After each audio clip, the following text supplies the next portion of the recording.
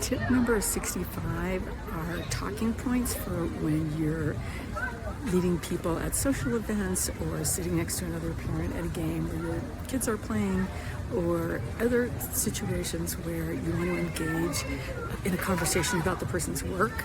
So then they will in turn ask you about what you do, and you'll have the opportunity to go public with your job search with one more person, always a good thing.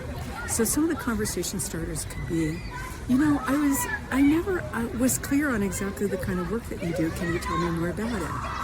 Or can you give me an example of some of the situations that people ask you to consult on, or the problems that you're solving? Or how did you get into that field to begin with? Tip number 66 is to use a specific credential in order to career transition, or maybe to get deeper into an area that you were somewhat in before your career break, but maybe it was something tangential. And I want to zero in on a particular one. It's the anti-money laundering certification that is offered by a professional association called ACAMS, A-C-A-M-S. I can't remember what the whole acronym stands for, but it has to do with money laundering.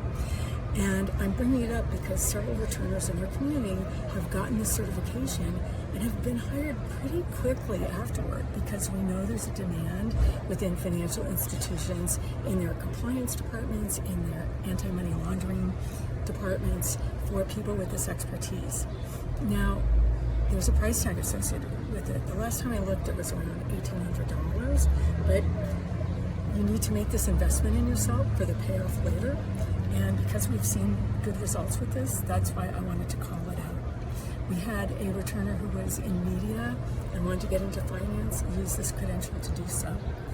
And I think I mentioned this in passing in tip number 64, but wanted to get into it in more detail here, and we'll put the link in the comments.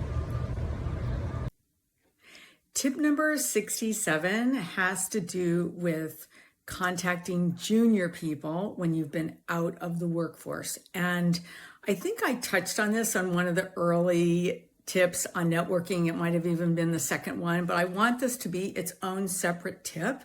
And that is when you're reaching out to people from the past, people with whom you worked or went to school, you might naturally reach out to the people who were senior to you, your boss, peers in the organization. But don't forget about the junior people, because those junior people will be moving up while you are on career break, and sometimes they're in a position to open a door for you. And we have numerous examples of people working for people who used to work for them. I actually went back to work and ended up working for someone who was junior to me prior to my career break. So people who reported to you, people whom you mentored, or people who you just knew who were junior to you in the past, make sure you include them and think about them one by one, list them out when you're thinking about who to reach back out to when you're starting your job search.